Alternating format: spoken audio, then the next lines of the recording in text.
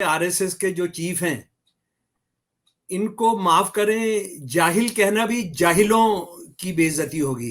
वो खुद जी। कहते हैं कि हिंदू हिंदू जो सभ्यता है या हिंदू धर्म जो है, जब सारी दुनिया चौपाया थी तो हम दो पायों पर थे और हमारे ऋषि मुनि सारी दुनिया पर राज कर रहे थे।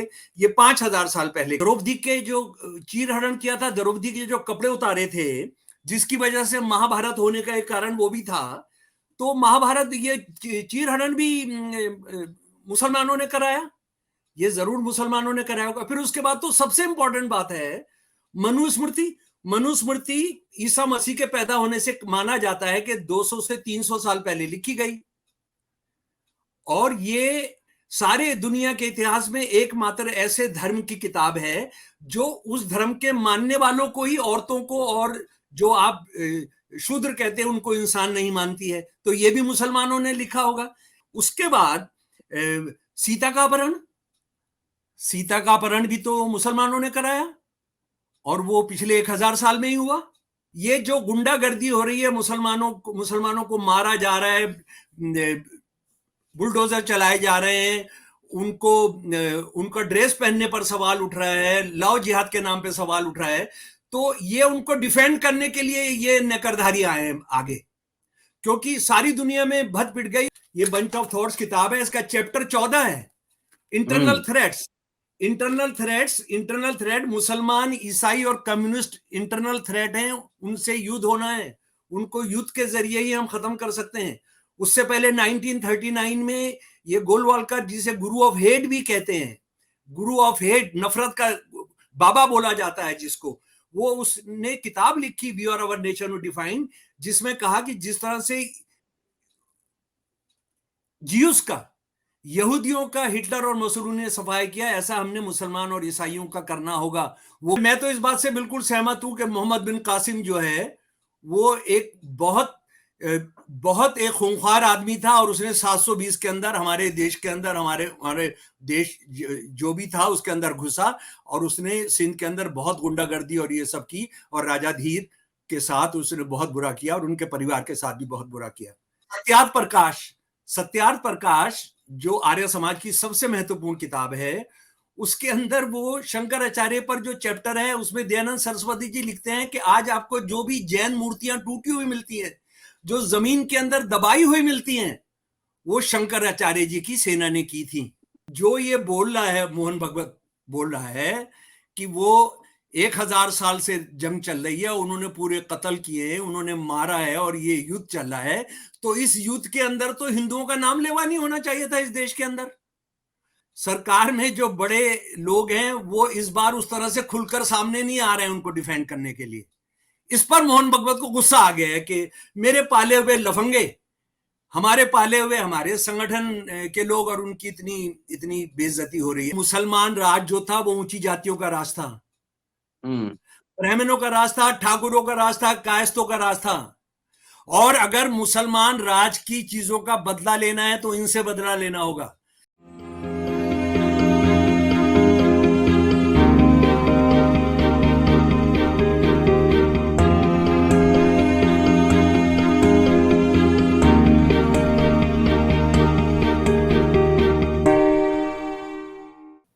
दोस्तों, रतनलाल बोल रहा हूं और आप देख रहे हैं अंबेडकर नामा। आरएसएस प्रमुख मोहन भागवत अपने बयान की वजह से फिर से चर्चा में, और बयान है अल्पसंख्यकों, ईसाई और विशेषकर मुस्लिमों को लेकर। क्या बंच ऑफ थॉट का प्रभाव स्पष्ट रूप से देखा जा रहा है इस ग्लोबल वर्ल्ड में। तमाम पहलू हैं जिनको समझने की कोशिश इस एपिसोड में की जाएगी, और हमारे साथ शमशुल इस्लाम साहब मौजूद हैं इस कार्यक्रम में। उन्होंने बारीकी से आरएसएस और राइट विंग जो पॉलिटिक्स है उसका अध्ययन किया है, कई किताबें उन्होंने प्रकाशित की है। तो फिलहाल जो अभी मोहन भागवत का बयान आया है उसको कैसे और किस दृष्टिकोण से देख रहे हैं, ये जानना हमारे लिए भी जरूरी है और आप सब दोस्तों के लिए भी जरूरी है। स्वागत है सर अम्बेडकर नामा में। जी, सलाम भाई, जय भीम, इनकलाब जिंदाबाद। जी। सब लोगों को बहुत प्यार, बहुत सलाम। अपना अपना ध्यान रखिए। बहुजन जो गरीब हैं, दूसरे लोग हैं, उनका ध्यान रखिए, उनकी ज़रूरतों का ध्यान रखिए, और बौद्धिक तौर पर तैयारी कीजिए, क्योंकि जी ये जो जमात है ये बहुत क्रिमिनल दिमाग है। ये मुंह में राम बगल में इनके छुरी रहती है हमेशा। तो बहुत होशियारी की जरूरत है, क्योंकि हमने तो छुरी लेनी नहीं है उनके मुकाबले में। हमने जी विचारों से इनको परास्त करना है। जी। क्या लेटेस्ट उन्होंने कहा है, कैसे देख रहे हैं बयान? देखिए, मैं बहुत साफ अल्फाज में बताना चाहता हूं डॉक्टर रतनलाल कि ये जो लोग हैं ना, खासतौर पे आरएसएस के जो चीफ हैं, इनको माफ करें, जाहिल कहना भी जाहिलों की बेइज्जती होगी। यानी इनको अज्ञानी कहना भी अज्ञानता की बेइज्जती होगी। वजह यह है कि ये देश जो है भुखमरी महंगाई से सबसे मुक्त हो गया। जो अपना जोशीमठ पूरा डूब रहा है। अब उसके बाद आज खबर आई है करण प्रयाग भी, वो सारे शहर बदकिस्मती से डूब रहे हैं, और वो धार्मिक स्थल हैं, बड़े बड़े धार्मिक स्थल हैं। हमने चीन से अपनी सारी जगह खाली करा ली हैं। हमने सब नौजवानों को नौकरी दे दी है। हमने औरतों के साथ जो रेप हो रहे हैं, जो बाकी कांग्रेस का तो छोड़िए, आरएसएस की जहां सरकारें हैं वहां जो रेप हो रहे हैं, आरएसएस की दो सरकारें की जो पुलिस है वो ऐसे लड़ रही है जैसे दो हम भारत जो है किसी विदेशी दुश्मन से लड़ते हैं। मैं बात कर रहा हूं असम और मेघालय की। तो अब जी उन्होंने याद कराया है कि नहीं, हम 1000 साल से एक जंग में हैं, और वो जंग किससे हो रही है? वो मुसलमानों से हो रही है हम्म। डॉक्टर दलाल जी, जी मुसलमानों से हो रही है। तो आप भी अपने घर के बाहर निकल के देखिएगा कि वो आपका जो मॉरिस नगर का चौक है या आपके आसपास है, वहां जंग हो रही है नहीं हो रही है, तो देखिएगा।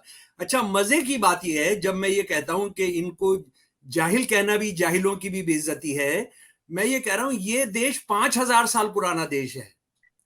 वो खुद कहते हैं, वो खुद जी कहते हैं कि हिंदू हिंदू जो सभ्यता है या हिंदू धर्म जो है, जब सारी दुनिया चौपाया थी तो हम दो पायों पर थे, और हमारे ऋषि मुनि सारी दुनिया पर राज कर रहे थे।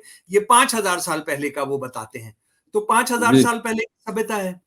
अच्छा, 5000 साल में वो 1000 साल निकाल लिया है उन्होंने। 1000 जी साल का मतलब ये है, वो जो उन्होंने निकाला है मोहम्मद बिन कासिम के आने से लेके अभी। हम जरा, आप क्योंकि इतिहास के विद्वान भी हैं, तो मैं थोड़ा सा सोचता हूं कि थोड़ा इतिहास के बारे में भी मैं अपना ज्ञान पक्का कर लूं। मोहम्मद बिन कासिम 720 के आसपास आया था। तो ये सिंध पर जब उसने एक हिंदू राजा को, राजा धीर को कत्ल करके और वो सब करके वहां पर इस्लामी राज स्थापित किया था। तो वो 1000 साल से हम राज चल रहा है। 4000 साल की ये बात नहीं करते हैं। चार हम्म हजार साल में जो जो हुआ, जरा सा मैं उसको जल्दी से गिनवा देता हूं। हम्म। मनुस्मृति लिखी गई, सॉरी, महाभारत हुआ। महाभारत जो जंग हुई कुरुक्षेत्र में, जिसको संस्कृत साहित्य में कुरुक्षेत्र युद्ध भी कहते हैं, उसको जी महाभारत युद्ध नहीं कहते हैं। हालांकि उसके उसके परिणाम स्वरूप महाभारत एक एपिक लिखी गई, और उसके अंदर वो ये माना जाता है कि ईसा मसीह से 1000 साल से 3000 साल पहले लिखी गई हो, ईसा मसीह के जन्म लेने से। ये तारीखें कुछ इधर उधर भी हो सकती हैं। मेरा जितना ज्ञान है मैं वो आपके सामने, अपने दोस्तों के सामने रख रहा हूं। ये 18 दिन तक चली थी डॉक्टर रतनलाल। जी और एक एक दिन का ब्यौरा है, एक एक दिन का, जैसे क्रिकेट मैच का होता है ना प्रसारण, उसका उस तरह का एक एक दिन का है, आप अगर उसको मिलेंगे।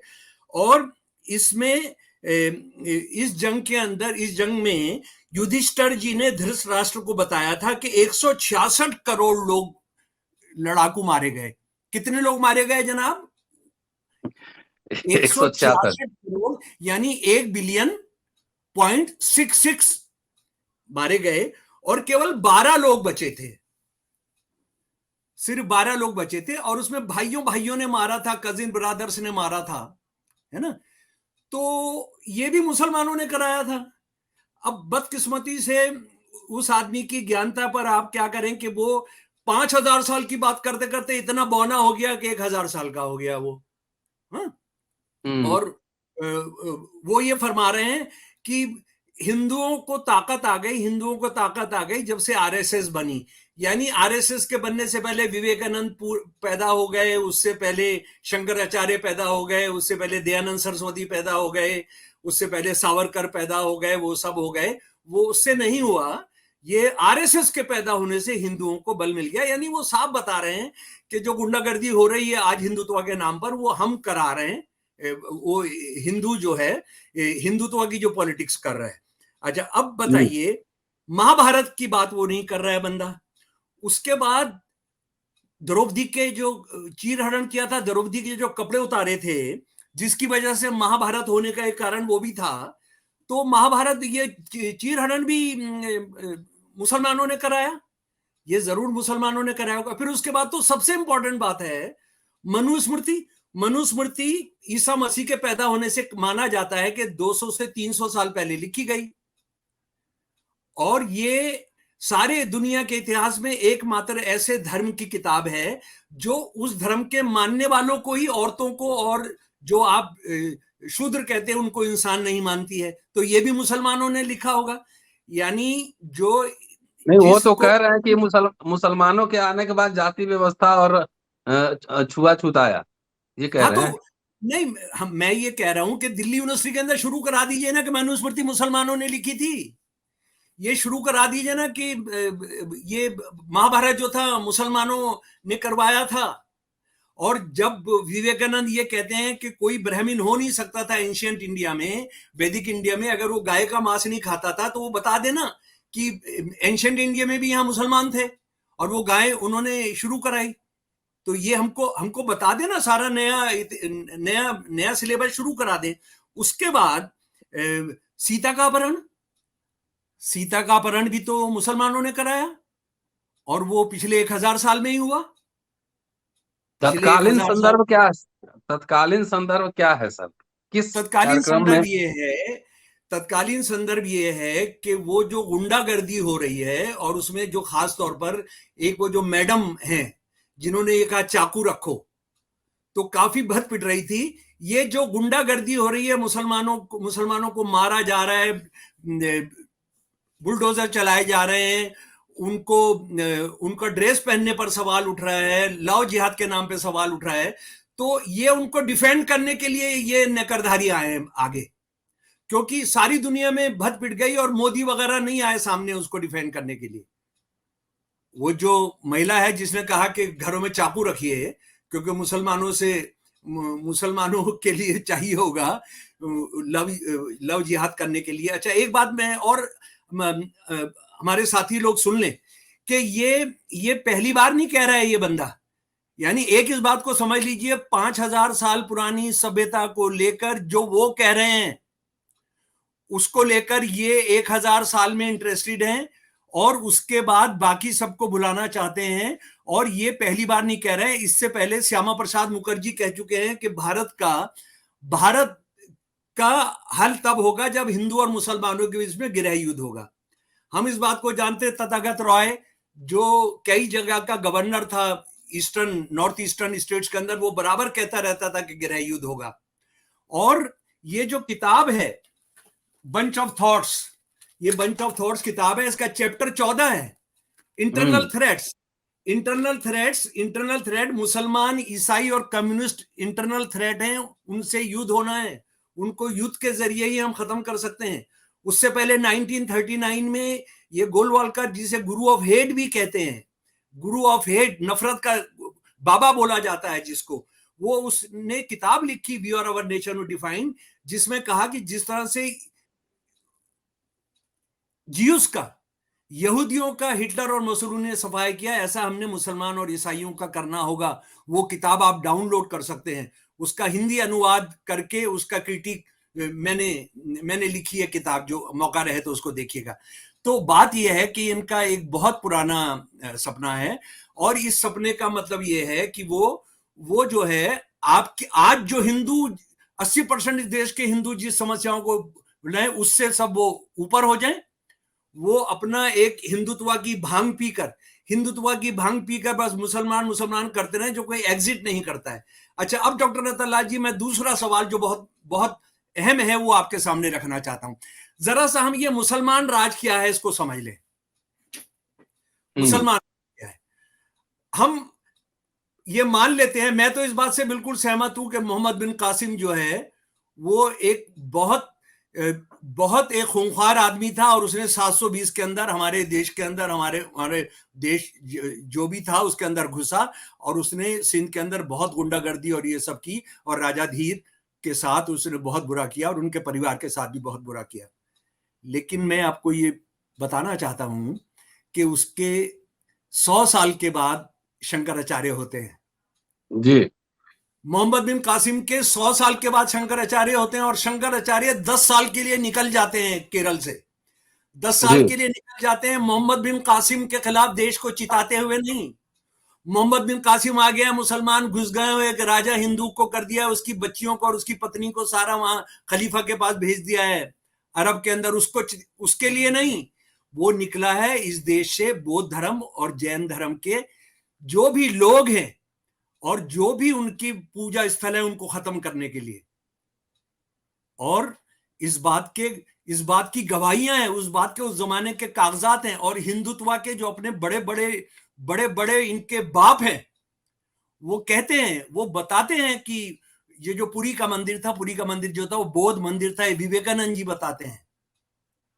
और ऐसे बहुत से मंदिरों का हमने हिंदूकरण किया, ये विवेकानंद जी बताते हैं। आज विवेकानंद जी का इत्तेफाक से जन्मदिन भी है, इसलिए हम विवेकानंद जी पर भी थोड़ा बात करेंगे। जी जी जी जी सत्यार्थ प्रकाश, सत्यार्थ प्रकाश जो आर्य समाज की सबसे महत्वपूर्ण किताब है, उसके अंदर वो शंकराचार्य पर जो चैप्टर है उसमें दयानंद सरस्वती जी लिखते हैं कि आज आपको जो भी जैन मूर्तियां टूटी हुई मिलती हैं, जो जमीन के अंदर दबाई हुई मिलती हैं, वो शंकराचार्य जी की सेना ने की थी। वो शंकराचार्य का काम है, और जो भाग नहीं पाए, जो छुपा नहीं पाए, उनको तो तोड़ दिया गया और बाकी उन्होंने छुपा लिया। अच्छा, अब हम एक दूसरे पहलू पर आते हैं इसके। यानी जब मुसलमान राज आ रहा था यहाँ पर आरएसएस के हिसाब से, मोहन भगवत के हिसाब से, तो ये आरएसएस जो हिंदुत्व के ठेकेदार थे, उनके फिलोसोफर क्या कर रहे थे, शंकराचार्य की हमने बात की। उसके बाद मैं आपको ये बताता हूं कि मुसलमानों ने 500 से 600 साल बहुत इफेक्टिव राज किया, बहुत इफेक्टिव राज किया। मुसलमान राजाओं ने, शासकों ने। मुसलमान जी, नहीं, मैं उनकी शब्दावली इस्तेमाल कर रहा हूं डॉक्टर साहब। मैं अच्छा। कह रहा हूं मुसलमानों ने बहुत इफेक्टिव राज किया जी। और सन 1971-72 के अंदर पहला सेंसस हो गया। पहला सेंसस हुआ जो अंग्रेजों ने कराया, जिसमें धर्म शामिल था। 1871-72। 71-72 में सर। हम्म। तो लीजिए बहुजन भाइयों, ये समझ लीजिए, इसको अच्छे तरीके से समझ लीजिए। ये मुसलमान राज खत्म हो चुका है तमाम उनका। अब जो है बस एक दिखावे का एक राजा रह गया है, मुगल राजा जो है, सब बंगाल वगैरह वो जीत चुके हैं। मुसलमान नाम का मुसलमान राजाओं का राज खत्म हो चुका है। वो मुसलमान कितने इस्लामी थे उस पर अभी मैं आऊंगा भाई। उसमें आप ये समझ लीजिए कि हिंदुओं की संख्या थी आबादी में 73.5%। मैं उनके सेंसस के डॉक्यूमेंट को लेकर बता रहा हूं आपको। और जी मुसलमानों की संख्या थी 21.5%। भाई, जो ये बोल रहा है मोहन भगवत, बोल रहा है कि वो 1000 साल से जंग चल रही है, उन्होंने पूरे कत्ल किए हैं, उन्होंने मारा है, और ये युद्ध चल रहा है, तो इस युद्ध के अंदर तो हिंदुओं का नाम लेवा नहीं होना चाहिए था इस देश के अंदर। आप 1871-72 के अंदर आप 140 मिलियन है, जो 73.5% होते हैं, और मुसलमान सिर्फ 21.5% है। तो क्या बताता है ये बताता है कि जो मुसलमान नाम के राजाओं का राज था, वो दरअसल मुसलमानों का राज नहीं था, वो हिंदू ऊंची जातियों का राज था। उसके सारे सबूत मैं अभी आपके सामने रखता हूं, सारे सबूत रखता हूं मैं आपके सामने। अब पहली बात मेरे दोस्तों, आप समझ गए ना कि 1000 साल से युद्ध चल रहा है, वो सारा कत्ल कर रहे हैं, हिंदुओं को जीने नहीं दे रहे हैं। उनमें एक एक राजा है जो एक एक मन, जब उसके सामने जिनेव आता है तो वो नाश्ता करता है जी।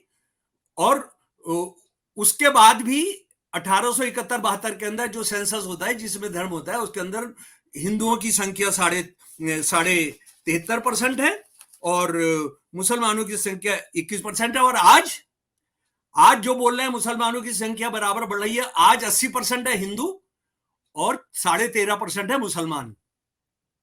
यानी हिंदुओं की आबादी बढ़ गई और मुसलमानों की आबादी कम हो गई है। चलो वो तो एक अलग मामला है, लेकिन इस देश के अंदर हिंदुओं का नाम लेवा नहीं होना चाहिए था। ये बात हमको समझ लेनी चाहिए। दूसरी बात है, जरा सा हम इस बात यदि को समझ यदि यदि मुसलमान उसको, शासक इतना क्रूर होता तो अगर अगर वो उसने वो जो कुछ किया होता, सच्ची बात यह है कि उसको ये सब करने की जरूरत नहीं पड़ी। दुनिया में एकमात्र उदाहरण है जिसमें एक धर्म विशेष के मानने वाले राजा थे, हुक्मरान थे, शासक थे, और वो देश उनके धर्म का नहीं हुआ। क्यों नहीं हुआ, उसके सारे कारण मान लीजिए। ऐसा ही नहीं हो गया ये हम्म, ये कोई ऐसा नहीं है कि कोई हवाई बात हो रही है। उसको जी उसको समझ लीजिए मेरे प्यारे दोस्तों। उसकी वजह यह है कि एक मुगलों के जमाने में बहुत काम हुआ, बहुत लिखा गया, ये सब हुआ। मुगलों के जमाने के अंदर एक किताब लिखी गई जिसका नाम था, जी वो मेरे सामने रखी है, दी मथुरुल उमरा। यानी जो मशहूर एलीट थे मुगलों को चलाने वाले, वो कौन लोग थे। और उसके अंदर ये जनाब, ये जो हमारे पास डेटा है वो अकबर से लेकर अहमद शाह तक के जमाने का है। मैं एक मिनट में आता हूं, एक मिनट जी। जी किताब का नाम है मासिरुल उमरा। पहले भी हम बात कर चुके हैं। ये जी 1556 से लेकर 1780 तक के जो मुगलों के जो लीडिंग कमांडर्स थे, उनका पूरा ब्यौरा है। और हम्म, इसको नागरी प्रचारणी सभा बनारस ने हिंदी में छापा 1931 के अंदर। और ये नागरी अच्छा, प्रचारणी सभा में सारे हिंदू राष्ट्रवादी थे उसको हम्म, बनाने वाले। वो ये कहते थे कि हमको इसकी जो लिपि है वो नागरी होनी चाहिए। ठीक है। इसके अंदर 300 लीडिंग कमांडर्स का जिक्र है, जिसके अंदर 100 हिंदू हैं, और हिंदुओं में ब्राह्मण है, हिंदुओं के अंदर राजपूत है, और हिंदुओं के अंदर कायस्थ है। मैं बहुत लंबी चौड़ी किताबें हैं, ये 2 मोटे मोटे वॉल्यूम हैं, लेकिन मैं आपको ये बताना चाहता हूं एक उदाहरण देकर। शिवाजी से लड़ने के लिए कभी भी औरंगजेब नहीं गया। शिवाजी से लड़ने के लिए औरंगजेब की तरफ गया महाराजा जयसिंह 1 और महाराजा जयसिंह 2। महाराजा जयसिंह 2 को तो औरंगजेब ने सवाई सवाई मानसिंह दिया था। यानी बाकी सब एक होते हैं, वो सवा थे। इंसानों में वो सवा थे। और आज भी वो राजपुताने का जो घराना है वो सवाई लिखता है अपने आप को, सवाई। ये समझ लीजिए इसको कि उनके नाम के साथ जो सवाई है, सवाई का मतलब है 1 1/4। बाकी सब 1 होते हैं, ये 1 1/4 होता है सवाई। ये लड़ते रहे, ये लड़े। और उसके बाद जो एक और इंपॉर्टेंट बात आप समझ लीजिए कि औरंगजेब का जो सबसे इंपॉर्टेंट जो था कमांडर इन चीफ, वो एक राजा रघुनाथ थे। राजा रघुनाथ के तो बच्चों ने उनकी जो जीवनी लिखी है उसमें लिखी है कि वो वजीर आजम आला थे। और उन्होंने जब वो वजीर आजम बने औरंगजेब के, तो उन्होंने एक भी कायस्थ को अपनी पूरी किंगडम में बेरोजगार नहीं रहने दिया। राजा रघुनाथ का जो जीवनी है, जो लिखी है उनके उनके पड़पोते या किसी ने, वो मौजूद है। वो मौजूद है। वो उसमें उन्होंने लिखा है कि उन्होंने जो भी कायस्थ था, जो बेरोजगार था, सबको नौकरी दे दी। अच्छा। और एक बात और समझ लीजिए कि ये जो मुसलमान राज है, मुसलमान राज के अंदर मराठा सेना ने बंगाल पर हमला किया। उन्होंने उत्तर उत्तर भारत पर भी हमला किया था, उन्होंने साउथ पर भी हमला किया था, और कैसे मंदिर तोड़े थे और ये सब थे, उसके बहुत सबूत हैं। लेकिन एक जरा सा सुन लीजिए, अपने आप को जिनको आरएसएस भी बोलती है कि वो हिंदू इतिहासकार हैं, आप भी जानते हैं, जादूनाथ सरकार जी को कहा जाता है कि वो उन्होंने हिंदू दृष्टि से इतिहास लिखा। मैं मराठा सेनाओं ने क्या किया उसका जो उन्होंने लिखा है, उस जमाने के जो कुछ लोग मौजूद थे, उनकी जो जीवनियां थी, पढ़कर लिखा है। जरा सुन लीजिए। मराठाज ने जो ब्राह्मण थे उनसे सोना और सिल्वर छीन लिया और हर चीज छोड़ दी। उन्होंने कुछ लोगों के हाथ काट दिए, कुछ के नाक और कान काट दिए, और कुछ को सीधा मार दिया। ये ब्राह्मणों के बारे में बात कर रहे हैं। वो उन्होंने उनकी जो खूबसूरत औरतें वो खींच कर ले गई और उनको सिर्फ रेप करने के बाद छोड़ा। कौन कह रहा है जनाब? ये डॉक्टर जादूनाथ सरकार कह रहे हैं। उसके बाद एक और वो जमाने का बता रहे हैं। वो बता रहे हैं शाहू राजा की सेना थी ये जो बंगाल पर हमला किया था। शाहू राजा की जो सेना है, वो अंग्रेजी का शब्द मैं इस्तेमाल कर रहा हूं, निगर्ड ऑफ पिटी, यानी इनको क्या कहते हैं हम, पिटी, यानी किसी पर रहम करने का तो उनको कोई सवाल ही नहीं था। ये जो प्रेग्नेंट औरतें थी उनको कत्ल कर देते थे, बच्चों को कत्ल कर देते, ब्राह्मण्स को कत्ल कर देते। और इन्होंने हर उस आदमी की प्रॉपर्टी ली जिसके पास प्रॉपर्टी थी, और ब्राह्मणों के पास बहुत प्रॉपर्टी थी, और उन्होंने कौन सा गुनाह नहीं था, and committing every kind of sinful act, उन्होंने कोई भी ऐसा गुनाह नहीं छोड़ा जो उन्होंने नहीं किया। ये मराठा सेना ने वहां के हिंदुओं के साथ और ब्राह्मणों के साथ जो कुछ किया। तो आप जिस आपको मुसलमान राज कह रहे हैं, मुसलमान राज के बारे में आपने बड़े गंभीर सवाल करने होंगे। और अगर आपने उस जमाने के मुसलमान नाम के राजाओं का बदला लेना है, तो आप फिर 1000 साल से पहले थोड़ी शुरू करेंगे, फिर आप 5000 साल पहले शुरू करिए। जब शुरू होता है, जब सीता का अपहरण होता है, जब द्रौपदी के कपड़े उतारे जाते हैं, वो कौन से लोग हैं जो 166 करोड़ लोगों की हत्या कराते हैं, सिर्फ 12 या 14 या 16 लोग बचते हैं? उनका भी तो बदला लीजिए ना। वो कौन लोग हैं जिन्होंने पूरे लंका का दहन किया था, और लंका जो थी वो अभी शिव। इनके स्टेटमेंट, भागवत साहब ने जो स्टेटमेंट दिया है, कई जी नेताओं ने, एक ओवैसी साहब हैं और वृंदा करात ने बहुत तीव्र प्रतिक्रिया दी है कि ये संविधान विरोधी स्टेटमेंट है। तो क्या जी मोहन भागवत एक तरफ तो कहते हैं कि सबका हिंदू मुसलमान सबका जिन एक ही है, और जी। दोबारा जो है विवादित बयान है, इसमें क्या दबाव बनाना चाहते हैं? क्या मनोवैज्ञानिक नहीं, दबाव बनाना चाहते हैं? नहीं, दबाव नहीं बनाना चाहते हैं।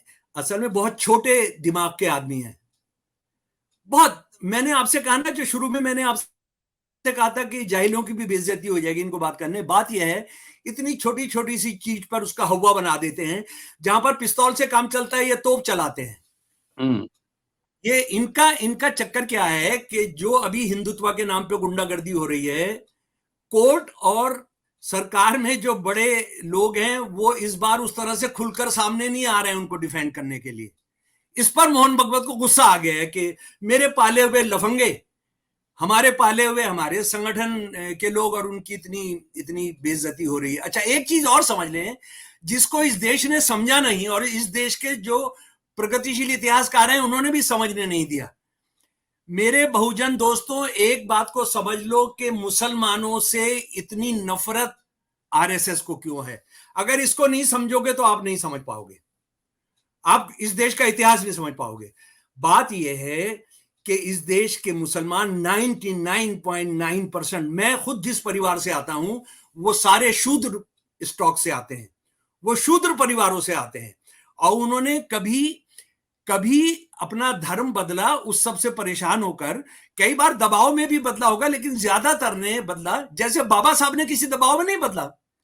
बाबा साहब ने जो कहा था कि मैं हिंदू पैदा हुआ, हिंदू मरूंगा नहीं, तो बाबा साहब पर कोई दबाव तो था नहीं।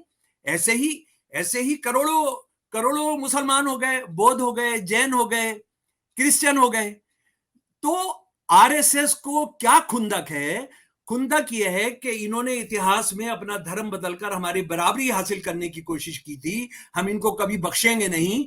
और सबसे बड़ी वजह क्या है, वो विवेकानंद जी खुद बताते हैं। विवेकानंद जी हालांकि दूसरे संदर्भ में कहा, लेकिन उसको समझ लीजिए। विवेकानंद जी ने कहा, और ये मोहन भगवत जैसे जो लोग हैं वो विवेकानंद की बात करते हुए इसको भूल जाते हैं। विवेकानंद जी ने कहा कि हमने इक्वलिटी का टर्म, इक्वलिटी का कंसेप्ट, समता का कंसेप्ट हमने इस्लाम से सीखा। किससे सीखा डॉक्टर रतनलाल? इस्लाम से। मुसलमान। हम्म। नहीं, मुसलमानों से नहीं, इस्लाम से। मुसलमान तो इस्लाम से। सारे के सारे, मुसलमान नाम के राजा तो सारे हिंदुत्व के साथ थे, ऊंची जातियों के साथ थे। मैं इसीलिए कह रहा हूं, आप हर मुसलमान को क्रांतिकारी मत मानिए। मुसलमान मुगल भी थे, मुसलमान दूसरे राजा भी थे जिन्होंने हिंदू ऊंची जातियों के साथ समझौते किए। मुसलमान वो भी थे जो आरएसएस का जाके उन्होंने पैर पकड़े, और चार पांच इंटेलेक्चुअल जो थे उनको अभी कौन से बिल में घुसे होंगे मुझे पता नहीं। वो ये सब सुनने के बाद बात यह है, अगर आप इसको नहीं समझेंगे मुसलमानों के साथ नफरत क्यों है, वो किसी पायदान पर नहीं है, किसी कंपटीशन में नहीं है। किसी मार्केट में चले जाइए, लोअर मिडिल क्लास मार्केट में चले जाइए, मुसलमानों की दुकानें नहीं, सरकारी दफ्तरों के अंदर उनकी नौकरियां नहीं है, यूनिवर्सिटी के अंदर उनके टीचर नहीं है, आईएएस आईपीएस तो छोड़ दीजिए, सेना के अंदर छोड़ दीजिए, वो तो भर्ती करना ही बंद है। तो फिर किस चीज की खुंदक है? खुंदक यह है कि इस्लाम जो है, इस्लाम ने, विवेकानंद कह रहे हैं, मैं नहीं कह रहा हूं कि ये हुआ, और इसको आरएसएस वाले, आज विवेकानंद भी आ जाएंगे तो और वो ये बोलेंगे उनको लिंच कर देंगे। आप बताइए डॉक्टर रतनलाल ईमानदारी के साथ, अगर आज ये कहते हुए डॉक्टर विवेकानंद जी आ जाएं तो आरएसएस वाले क्या करेंगे? उनकी मूर्ति नहीं दिल्ली यूनिवर्सिटी में, सबसे पहले उनको लिंच करेंगे कि तू, यानी बोलेंगे तू हिंदू धर्म की बेइज्जती कर रहा है, जबकि वो हिंदुत्व, जब हम बात करते हैं ये हिंदुत्व क्रिमिनल्स की बात कर रहे हैं, और ये हिंदू की बात करते हो। यार एक बड़ा बड़ा ईमानदार हिंदू को तुमने मारा था, गांधी उसका नाम है। ये जो चार बड़े विद्वान थे, अपना, जिनको हत्या की, जिनकी हत्या की गई, वो चारों क्या मुसलमान थे? वो मुसलमान नहीं थे, वो गैर मुसलमान। Concluding remark sir, concluding remarks, इसके मेरा निहितार्थ कंक्लूडिंग क्या है? रिमार्क ये है कि मुसलमान राज जो था वो ऊंची जातियों का राज था, ब्राह्मणों का राज था, ठाकुरों का राज था, कायस्तों का राज था। और अगर मुसलमान राज की चीजों का बदला लेना है तो इनसे बदला लेना होगा। औरंगजेब से लड़ने के लिए मुसलमान सेनापति नहीं गए थे, गए होंगे, उनको शिवाजी ने पार कर दिया था, लेकिन जो लड़े, जिन्होंने शिवाजी को बहुत परेशान किया, वो हिंदू थे। और दूसरी बात सुन लीजिए, मुगलों का कैपिटल था दिल्ली, मुगलों का कैपिटल था आगरा, मुस्लिम राजाओं का कैपिटल था हैदराबाद, लखनऊ। यहां की आबादी 80% हिंदू क्यों रही उनके जमाने में भी? भाई कम से कम जहां मुसलमान नाम के राजाओं का राज था, वो शहर तो मुसलमान हो जाने चाहिए थे। इसका मतलब यह है कि उन्होंने मुसलमान इसलिए नहीं किया क्योंकि आप उनकी दलाली करने के लिए तैयार थे, और आपने किया। और बाबर को किसी ने बुलाया था? बाबर को मुसलमानों ने बुलाया था यहां पर। बाबर को, इस देश के, जो अपने आप को राजे, आपको बड़े इस देश के, और ये जो अपने हमारे पहाड़ के शहर टूट रहे हैं, ये भी बांध जो है मुसलमान बनवा रहे हैं। ये जो टनल खोद रहे हैं, जो मोदी जी ने कहा वहां अपनी गुफा बना ली एक जाने के लिए कि मैं वहां टूरिज्म बढ़ाऊंगा, टूरिज्म बढ़ाने के लिए सारा कंक्रीट बिछवा दिया, और वो कंट्रैक्टर कहां से आ रहे हैं? सारे वेस्टर्न इंडिया से आ रहे हैं ये सारे कंट्रैक्टर्स, तो वो भी सारे मुसलमान कर रहे हैं। तो असली बात इसको समझ लीजिए, मुसलमानों पर जो हमला है वो इसलिए है क्योंकि हम सारे के सारे शूद्र हैं जी। हमने सामाजिक बराबरी तो हासिल की, लेकिन हमको वो ये उनको मंजूर नहीं है। वो तो बाबा साहब को नहीं बख्शते हैं तो मुसलमानों को कैसे बख्शेंगे? जी जी जी, ठीक है सर, शुक्रिया। और दोस्तों, शमसुल इस्लाम साहब हैं, परत दर परत आखिर मुसलमानों से आरएसएस को क्यों है खुंदक। पूरा इतिहास जानिए, समझिए कि जब मुसलमान राजाओं का भी शासन था तो यहाँ शासन चलाने वाले सभी सवर्ण, ज्यादातर सवर्ण हिंदू ही थे। सभी सभी सभी सभी सभी। जी। तो ये शमसुल इस्लाम साहब थे, पूरा वीडियो देखिए, वो सुनिए और मुसलमान सब्सक्राइब। सवर्णों से मिल गए, मुसलमान सवर्णों से मिल गए। जी वो जो मुगल थे, भारतीय मुसलमानों से कितनी नफरत करते थे, उसके इतने दस्तावेज हैं, आप मेरे से ज्यादा जानते हैं। ठीक है, एक दिन उस पर चर्चा करूंगा। जी तो जी। पूरा वीडियो देखिए, शेयर और सब्सक्राइब करते रहिए। जल्दी मिलता हूं आपसे अगले एपिसोड में। शुक्रिया। जय भीम। जय भीम, इनकलाब जिंदाबाद, लड़ेंगे, जीतेंगे, हिंदुत्व फासीवाद का नाश करेंगे। शुक्रिया सर, थैंक यू।